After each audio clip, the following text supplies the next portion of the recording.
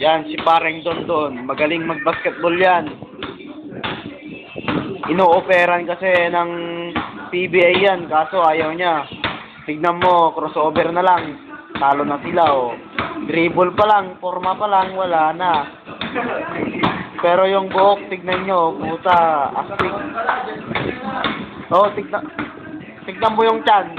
Oh, laki, no? Parang buntis. Oh. Dunk. Crossover. Limay. Crossover. Limay.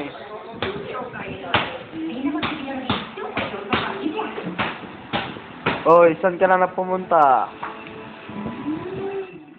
Parang doon.